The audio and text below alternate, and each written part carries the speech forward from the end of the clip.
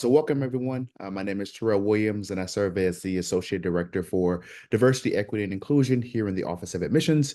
I'm excited about the opportunity to host tonight's panel with our dynamic group of Sloanies who identify as veterans. And I will now pass it over to our moderator for the evening, William, who will be able to share some brief introduction about himself, but also introduce our panelists for the evening. William, the floor is yours. Hey, Terrell, thanks for that warm introduction. So guys, my name is Will Chung. I'm a current second year in the full-time MBA program. I am one of the co-presidents of the Vets Club this year. I spent 8 years in the Army. I served as a medevac pilot, which obviously biased. Think it's one of the best roles there were. I did my summer internship at Microsoft, and then I'll be going back next year. And then we'll start with Andrew, if you want to just go with name, program, year, and then what you were doing before, and then kind of what you're doing now. Yeah. Hi, everybody. My name's Andrew Trzansky, joining you from beautiful Medford, Massachusetts, a little north of Boston. Stayed here after I graduated. I was a submarine officer, U.S. Navy, for 7 years. I went to LGO. I studied mechanical engineering along with my MBA and did an internship at Amgen while I was there, focused on operations, robotics. And now I'm at a company called Zoox that is working on self-driving cars, robotaxis. And I'm a product manager there working on their internal tools for perception. Okay, awesome. And now that the slide's up, let's go left to right so it makes a little bit more sense. So we'll go to Mike. Hey everyone, glad to be here. My name is Mike Morlino. I was a Sloan Fellow MBA, graduated in 2023, so just a little over a year ago. I did 22 years in the Navy. I was a Navy SEAL and actually came from the enlisted ranks, retired as a senior chief. I retired in 2022 and started the program really the same day that I retired. So after Sloan, I went and did a post-MBA internship at a private equity-backed manufacturing company in Cincinnati while I was looking for full-time work here in the Boston area. And I did land a role running a solar construction company that serves both the residential and commercial and industrial markets called the Boston Solar Company. Awesome. Thank you so much, Mike. Justin? Hey everyone, my name is Justin Muller. I am an MBA 2023, so a little over a year out. I did the full-time program. I did my internship at BCG, and as you'll see, I'm not there now, but I still have the option available to me sometime soon if I decide to take it. In the meantime, I actually decided to take a senior manager of business development role at a company called Ohmium, which is a green hydrogen company. And I'm actually in Houston right now at a conference called Gas Tech, representing Ohmium. I'm setting up customer meetings, things like that. So, yeah. Awesome. Thanks, Justin. We'll move to Christopher. Hello. Hi, everyone, and happy to be here and happy to chat with you and learn more about all of you. So I'm Chris Banks. I am a Army reservist, and I was a reservist during Sloan, so happy to talk about that. Military intelligence officer. I graduated MBA 2022. My focus at Sloan was entrepreneurship innovation, and I did the product management track there, or the DPM certificate as it was called when I graduated. Like Will, I actually interned at Microsoft as product marketing manager over the summer, which was a great experience. But I decided to go back to Deloitte Consulting because I was sponsored. So I came back. I actually don't work there anymore. I actually now work for the government, but it literally happened a few weeks ago. So but yeah, super excited to be here and thank you. Awesome. And then last but not least, Valerie. Awesome. Hi, everybody. My name's Valerie Kutch. I'm in Denver, Colorado, moved here after I finished up the full-time program. I was class of 22. I was an Army intelligence officer before. I was in for 5 years, active duty, stationed at JBLM, my full time. And then I went into the reserves for a little bit at Sloan. So happy to talk about that as well. I stopped doing it though, so I might have a different perspective than Chris, but I interned at McKinsey during my summer, and then I went back full time. I've been there now close to 2 years, but I'm doing something a little different. I'm on a fellowship with McKinsey. I'm working with a nonprofit, so it's certainly a different different experience. So happy to chat about all of that. Awesome. Yeah, thank you all for the introductions. I know you guys bring a ton of wealth of knowledge and good background back here. I think one of the first questions I kind of wanted to jump into here is the transition, right? We all were in the military and we left. So I wanted to start with a volunteer who maybe wants to talk about what was the most difficult part of transitioning from being in the military to full-time student life, and how can others in this seat be the most successful? I'll jump in. I was reflecting a lot about this in light of this panel, and I think back to that fall when I started. So I think similar to Mike, my ETS date from active duty was the first day of class at Sloan. So it was just jumping right in. And I think one thing that was challenging is I didn't really have time to reflect and think about what I wanted to do when I got to school. And so that was something that was a little bit challenging. But one thing that was unexpected is how much time you have if you structure it sort of correctly. I think coming from working full time, you're really busy. Obviously, military is really demanding. And I think I was surprised by the amount of free time I had. And what's so exciting about that is you can fill it with too much stuff. I mean, you're going to have so many opportunities and options. And so I think it's just important to be prepared for the amount of options, and then just be really intentional about how you want to fill your time. Yeah, no, absolutely. Anyone else want to jump in there? Yeah, I'll just say real quick. I think it was a little bit different for me. I'm married, I have 3 kids, and obviously, I think the challenging part is you're making this transition from a lifestyle that you've known for a very long time, coming up to a new city, and trying to balance. In my case, I didn't have a lot of free time because of my family commitments. So certainly, just trying to figure out how to balance that, and knowing that it wasn't just me going through a transition, it was my family as well. I think that was probably the challenging thing, for me and the family alike.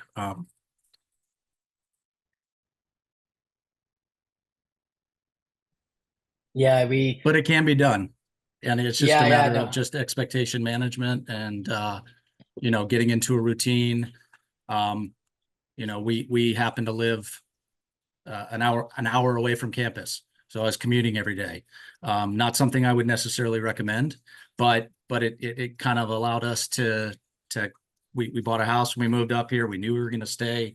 Allowed us to be kind of out away from everything, which was important to the family, but it was at the same time meant that I was doing a lot of commuting and pulling some really long hours. So just trying to figure out how to manage that, and be present for both, I think was the most challenging aspect of it.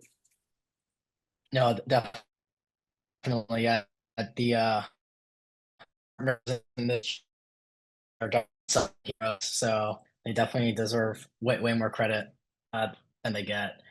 Anyone else? Andrew, Justin, Chris, you guys want to talk about your transition?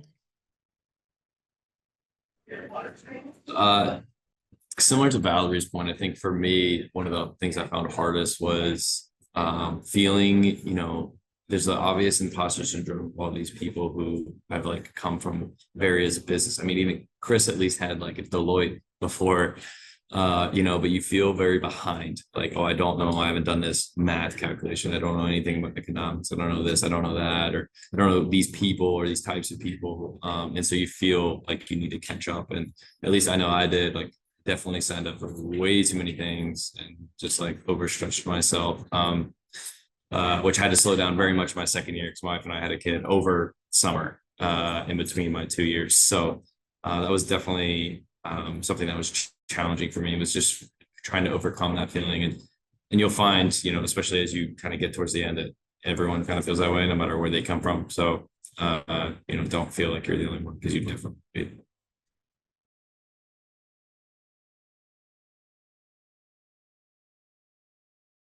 Yeah, well, if I mean, I kind of had the Deloitte, as Justin mentioned, I kind of had the Deloitte experience beforehand, so I kind of knew what I was getting into a little bit. I would say, from my perspective, if I was like thinking about the transition, it would be like, okay, what does it mean to be an MBA but also choose to be a reservist at the same time? And I think that was probably one of the hardest transitions because I think, you know, wanting to be an active participant, making sure I'm still doing what I need to get done to help out my soldiers was really important to me. It's something I valued. I mean, I actually went away to Germany for a few weeks, and this was like right before Ukraine was kicking off. So it was a very different time. So it was tough, but I was able to prioritize the military and school and my family. Not well sometimes, but I tried to do my best. Yeah, no, that's great. Andrew, you want to finish it off here? It was great. I wish I could go back. I loved it. No, I love it. Okay, Andrew, we'll start with you for here. You know, when you're looking at all these different schools, you know, obviously there's a ton of incredible programs out there. Just curious, you know, on your thought process on how you ended up at Sloan, and you know, obviously you're the one here who did the LGO program as well. Yeah. For me, it came down to fit, and that's a kind of mushy thing to say. Like, what is fit? To me, fit, looking backwards, means that you got to spend 2 years with these people. Schools have different cultures. Um, you should want to go enjoy those 2 years with those people.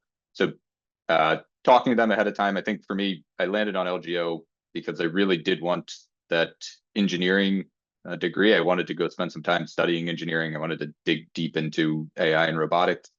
I got the chance to do that.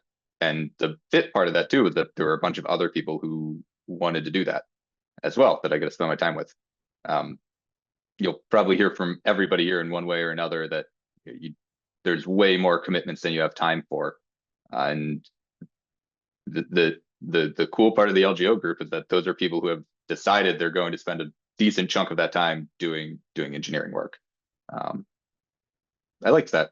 It made it a fun place to spend 2 years. Yeah, no, I feel like the LGO cohort definitely has a very busy experience for sure, but man, you know, I'm not jealous of them. Yeah, anyone else would like to kind of talk about why they chose Sloan?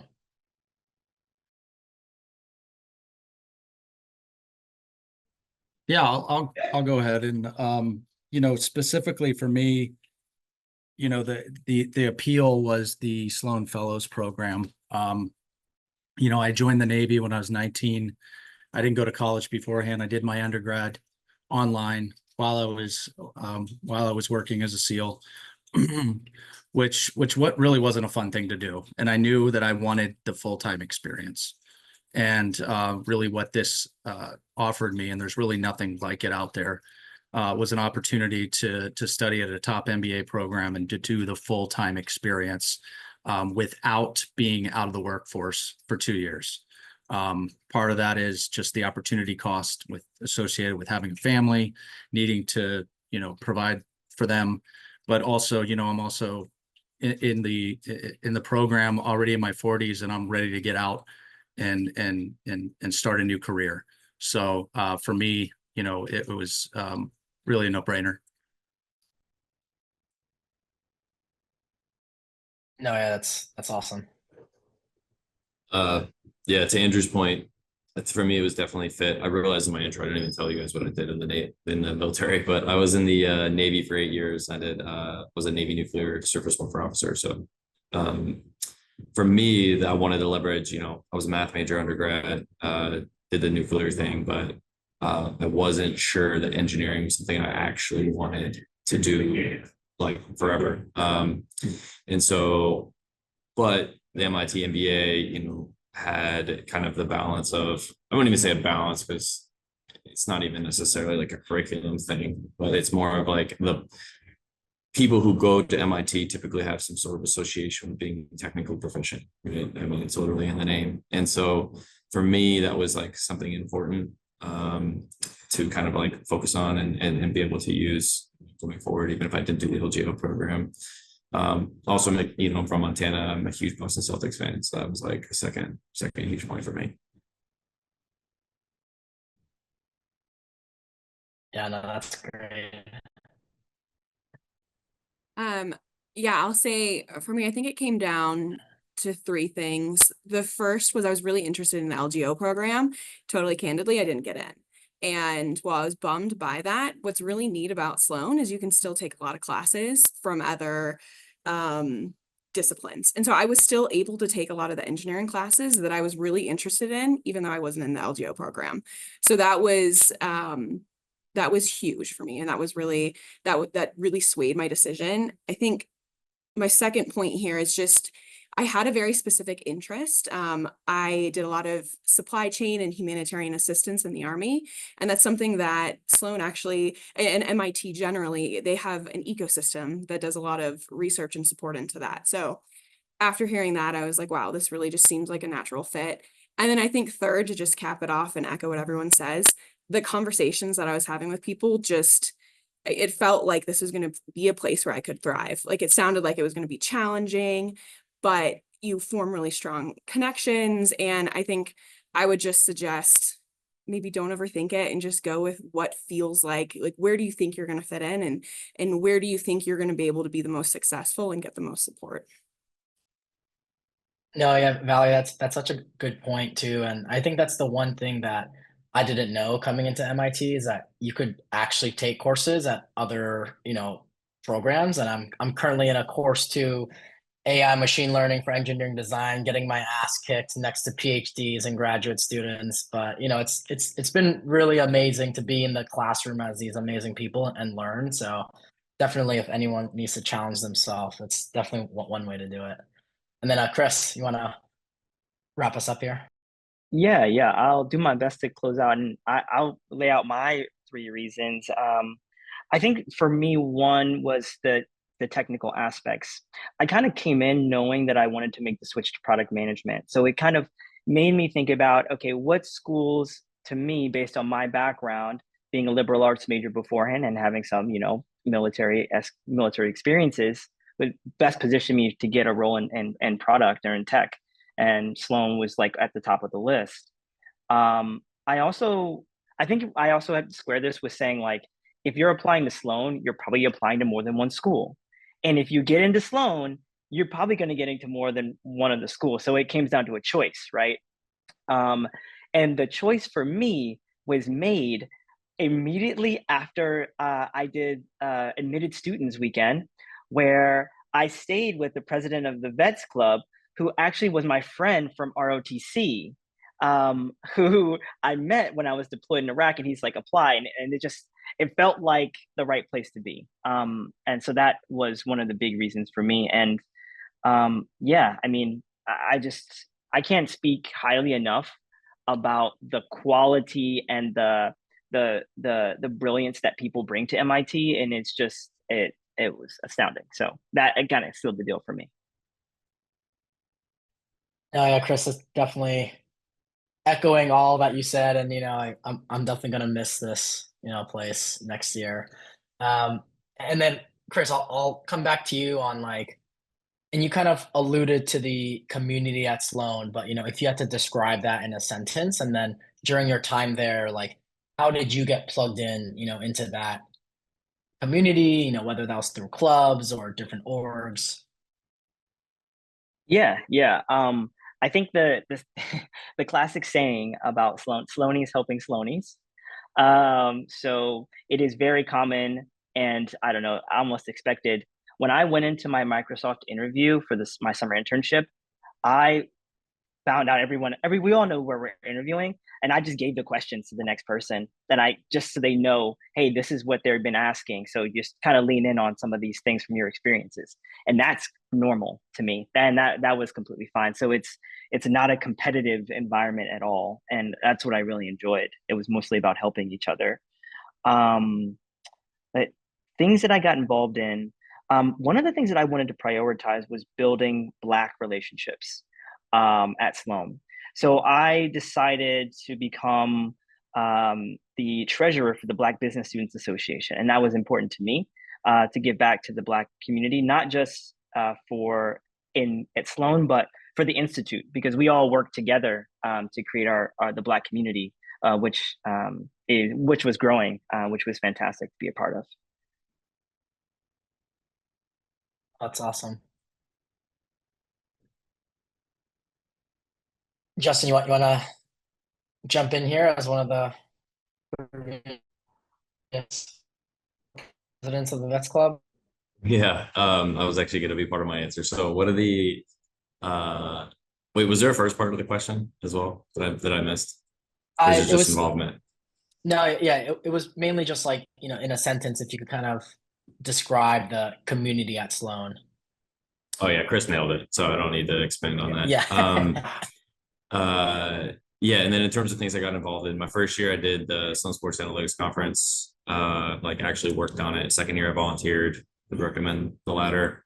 And then one of the things I did not expect to get as involved in, and as William just mentioned, is the Vets Club. I was not expecting to be as like involved in that. One of the things I think a lot of veterans do, and some do, and it's totally fine, is they go to this, this is a new chapter of your life, and you maybe don't want to keep as close ties on the this past chapter you're now leaving. But I found that community was even more, I connected with them so much better overall, right, than some of your classmates. Not that any of those other connections are bad. It's just, it's so much easier and fluid to connect with other vets because you have similar backgrounds, or, you might be looking into similar things, and you just have so many other things in common with them. And so, yeah, that was probably, for me, ended up becoming like one of the most important groups for me. And obviously I became the co-president my second year. So obviously enjoyed it enough. But yeah, that was probably the biggest one. And then, I joined a couple hackathons.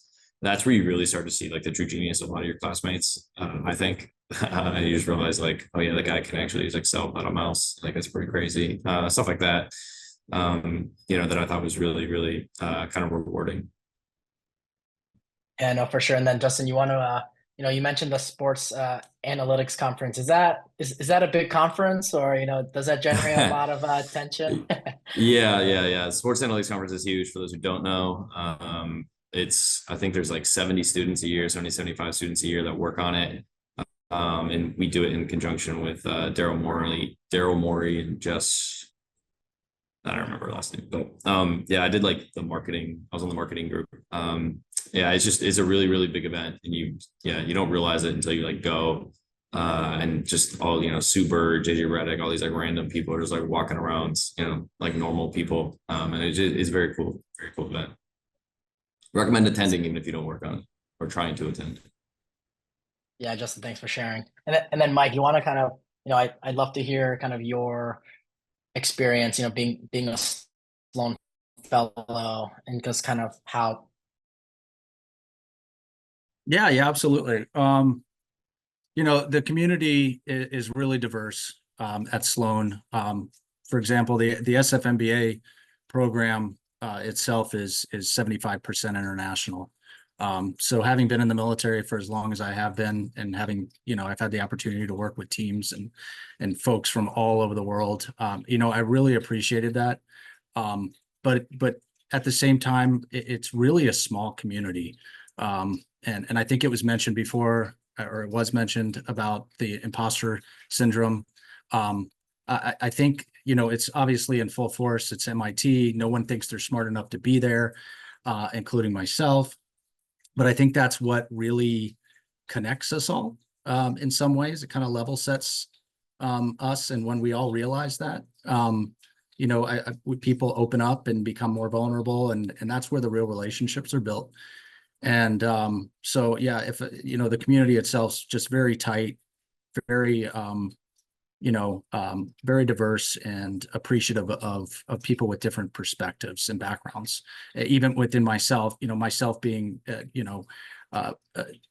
or the veterans in general, you have look at the panel here. We come from all walks of life, in the military. And so it's not just, different MOSs, it's officers, it's enlisted. It really, it's really representative of more. During my time, I'll kind of go back to what I was saying before, the 1-year program is fantastic. It's not easy trying to cram 2 years worth of credits into 1 year. And again, being where I lived, it's one of my biggest regrets is not being more involved. I was in the Entrepreneurship Through Acquisition Club, which I thought was really great. I had involvement with the Veterans Club as well.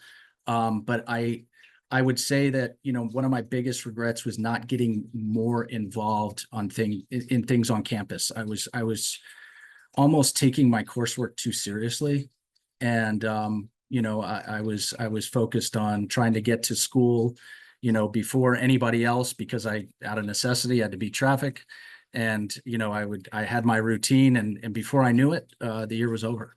So, I was involved in things, but certainly if I could offer anybody advice, it would be to really, take advantage of all the things that are on campus. I mean, the coursework's important, but there's so many more things, and so that you can take advantage of, and that you should take advantage of, that you don't want to let that pass you by. No, definitely. Thanks, Mike, for that. And then, hey, Andrew, can you talk about, I feel like the LGOs have a community within the org. Can you kind of talk about that a little bit? Sure.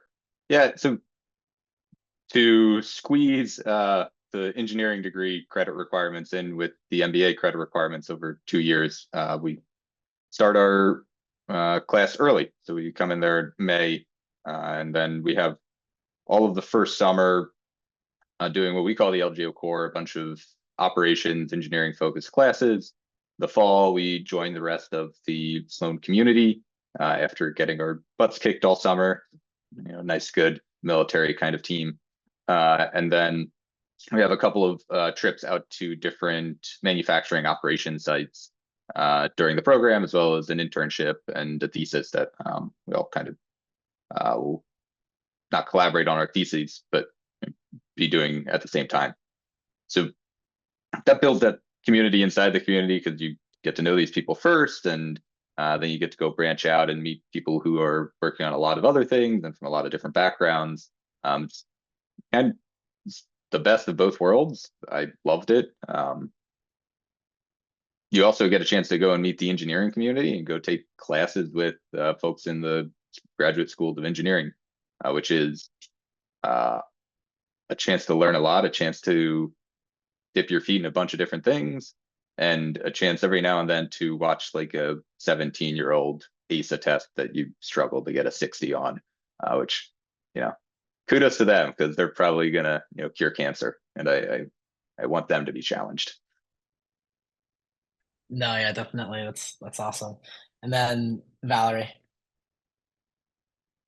Yeah, I was doing the sustainability certificate.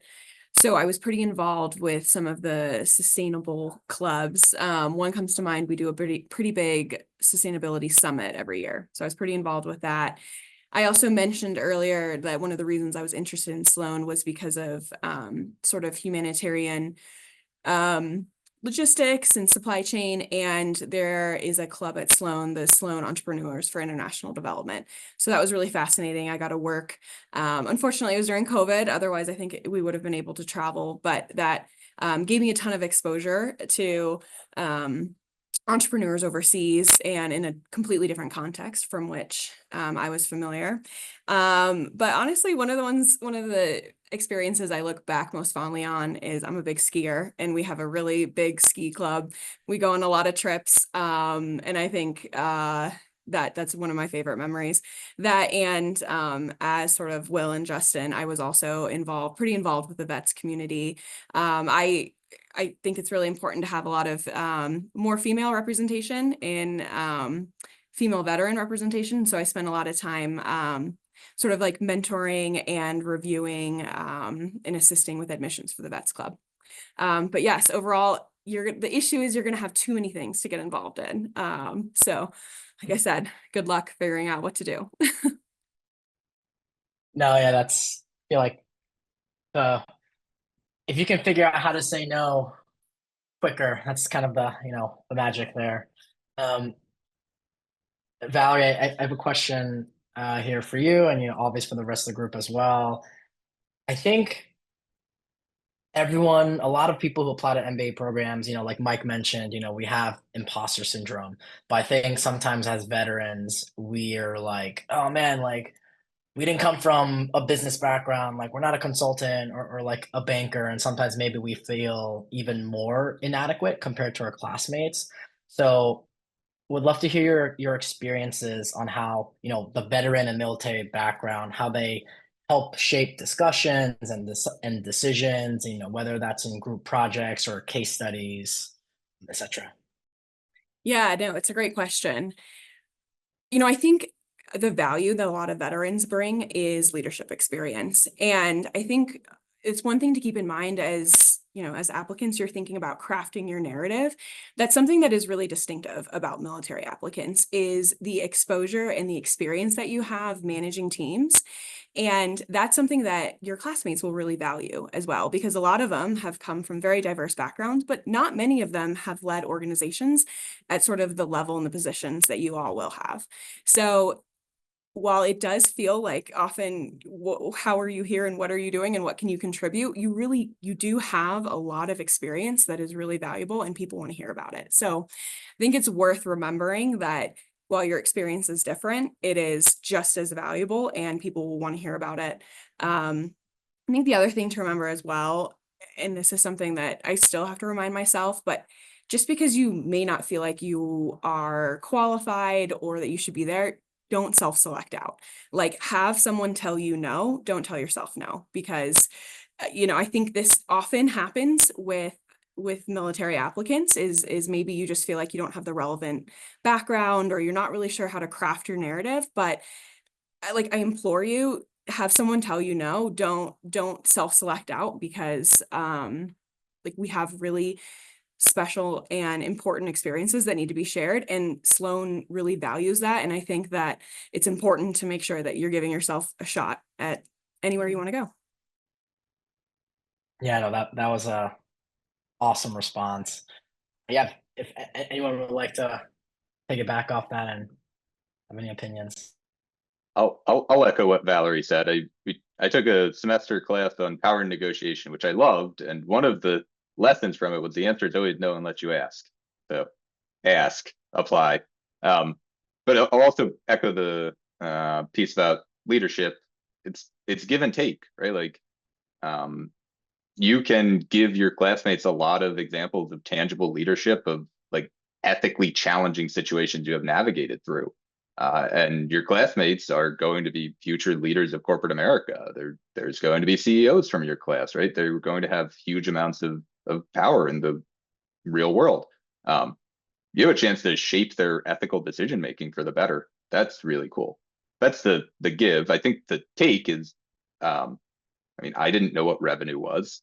My accounting test kind of proved that to me. But when that happened, right, there was an accountant in my core team who was more than happy to explain that to me and teach me. So that's something that I think the military prepares you for, is if you don't know what you're doing, like you are ready to admit that and go ask and get help and learn it. So that is, that's the superpower to tackling difficult things, to learning, to trying hard classes, all the things that Sloan is that you succeed at because you're willing to go work in a team.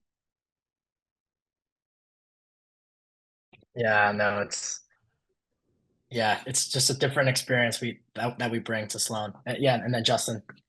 Yeah, just kind of like another nuance on what they've said, but one of the, and it was asked in the chat as well, but the like, at least in this was my experience, but the way respect and like curiosity from my classmates about what I had done in the military far surpassed anything I ever expected. I expected most people to like not really care, or maybe, on the imposter side of things, like, yeah, you're just a vet, you've never done any of the things we've done. Or, you're coming in from like a basis of a much lower like knowledge basis than I have, or something like that. And it was the exact opposite, I thought. And I'm sure this is true in a lot of other MBA programs, but I was actually really blown away at like, oh no, people care about this. People care about what I have to say about, this example of some, to Andrew's point, like ethical leadership question I had to answer. They don't just tolerate it, they like actively seek it out. And I think that was something that really surprised me and, made me feel better in the imposter concept, right? Because like I do have something to bring here. I have some experience that is valuable to my core team, to my ocean, to this particular class discussion, or whatever the case would be. Yeah, no, that's awesome. And I want to set aside some time for some open Q&A. It looks like there's some questions from Rachel, one of the classes. Her questions was, what class was the most memorable or kind of helpful, that helped you throughout your career? And Chris would love to hear what your thoughts are on this. Yeah, happy to elaborate. So I said OP. So OP is our class called Organizational Processes. We take it during our first semester as a part of core. The class covers how organizations function and work. And it's really a series of case studies on culture, on how to design a company, what's your organizational chart, how is power distributed. There's so many different things it goes into.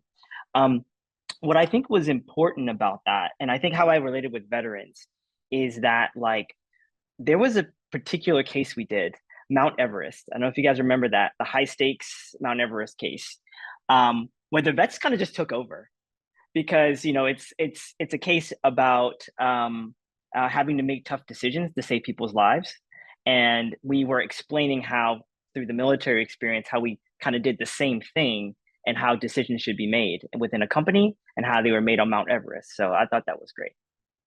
Yeah, and I've used all of that what I've learned in the actual workplace. Very, very important stuff to kind of take with you. I open my casebook every now and then, like if I have a rough employee, I'm like, oh, what do I need to do? How do I change the culture? So it's great stuff.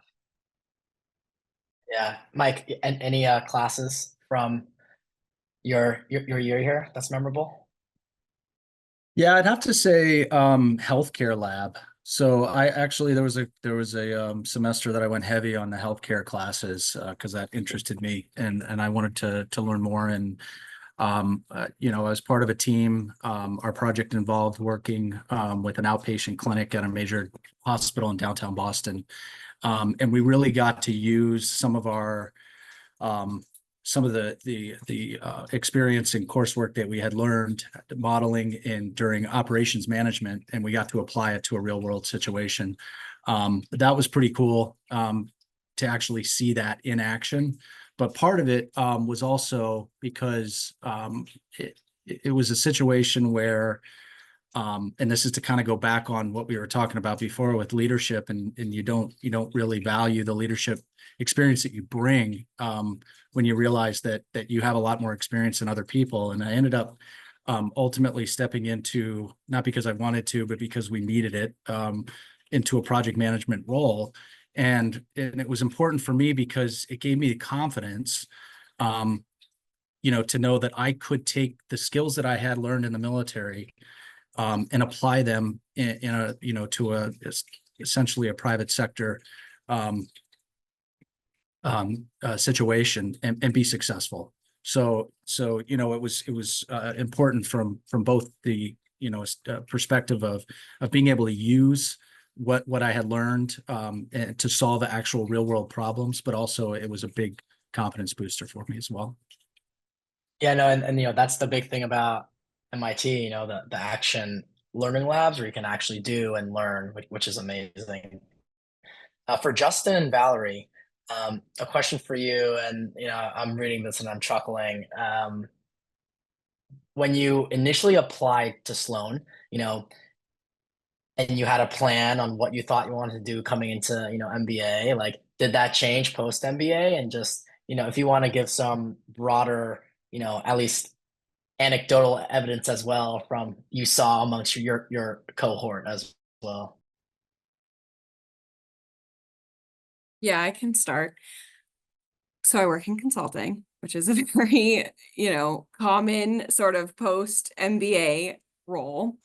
That was not initially my plan. I think it is something that a lot of veterans end up doing because a lot of people view it as sort of like an MBA 2.0. Like you go and you learn a lot of skills and then you are in this kind of very structured company where you can then apply those across a wide range of industries.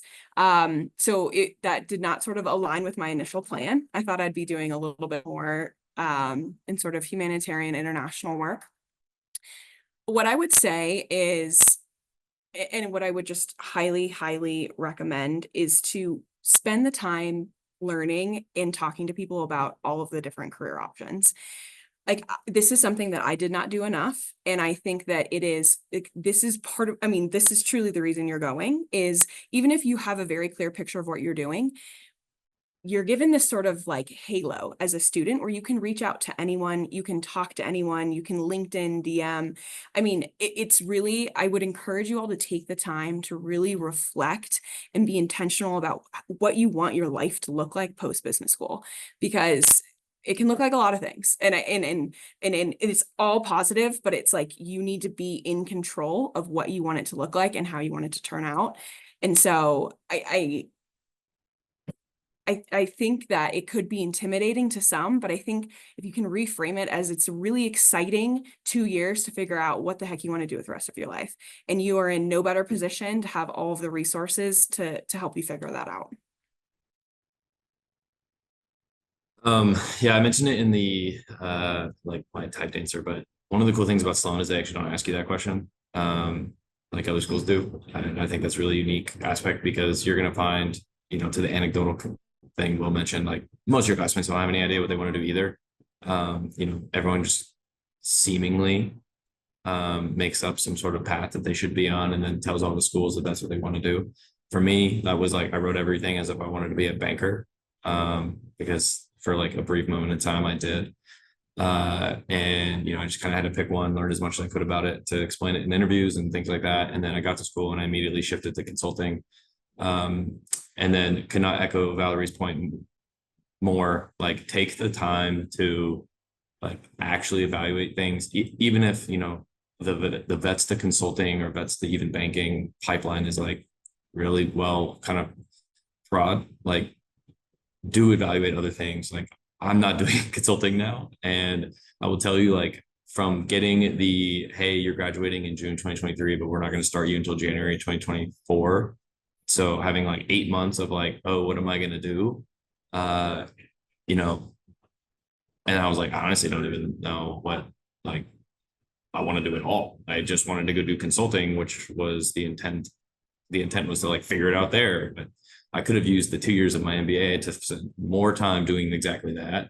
And I'm super happy like doing what I'm doing now. I was kind of lucked out, to be honest. And so, yeah, like use the resources of both being a student and people being willing to open their doors and talk to you or answer their phone and talk to you.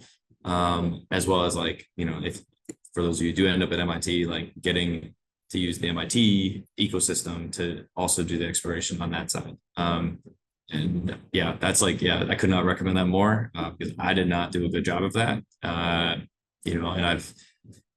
I would have actually made better probably networking. I would have like, one of the things about MBA, right, it's 2 years to network. I would have had a better network in my current industry had I actually spent more time evaluating my industry. while at my MBA. And so that would have been it's been awesome already, but like it would have been even better. No, Justin, that's awesome. Thanks for sharing that. And for Andrew, before we hand it over back to Terrell, we got some questions here for you. So I think there's a common thread of people asking, like, how was the LGO workload? Like, how did you manage that personally? Like, what were your kind of techniques? And, just truly, bluntly, how was it? The second part to that is, did you have to have a lot of prior technical experience? Like, did you focus in AI in undergrad? And I think the third part is, if I want to be an entrepreneur and I want to create a company, should I be going LGO route to be closer to engineers, or should I be going the full-time MBA route? Good questions. Maybe the last one, I'll give a very simple answer.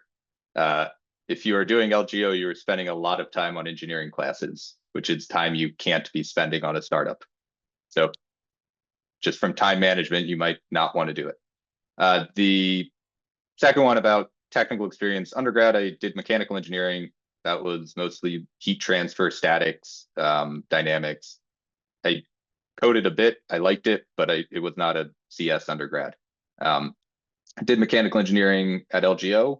And the really cool thing about that is that I didn't have to apply to CS because I didn't think I'd get in.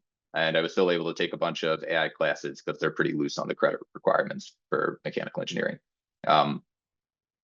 I wish I had taken some even harder classes I strayed away from. And in true military fashion, if you are doing something with a buddy, you will probably get through it. And I took that approach to those classes, and it was fine. Learned a lot, made even better friendships by trying to do some really hard things together. And then one more question. Oh, yeah. And then in terms of just managing the course load, I think I said it before, but you spend more time on engineering classwork than your peers. You spend more time on just classwork than your peers. And that's a choice you make when you go into the program, but you still get to choose how you spend the rest of your time, and you get to choose how much effort you put into your classes. Classes are pretty easy to pass. They're hard to do well in. And as a graduate student, you should be mature enough to choose what it is that you want to get out of those classes and focus on that, right? And that was a little different from undergrad, where I think I just tried to go and learn what the syllabus was, everything on the syllabus. You get to choose, you have a little more flexibility. You should use that wisely to prioritize social life, clubs, exploring career opportunities, all the things that MIT gives you. You're in control. That's what's cool about it. Awesome. Thank you. Guys, yeah, seriously, thank you again so much. You guys come from such incredible backgrounds, and it's great to hear from you guys again. And you guys definitely bestowed some experience on all these prospective students who hopefully, we'll all see in Cambridge sometime soon.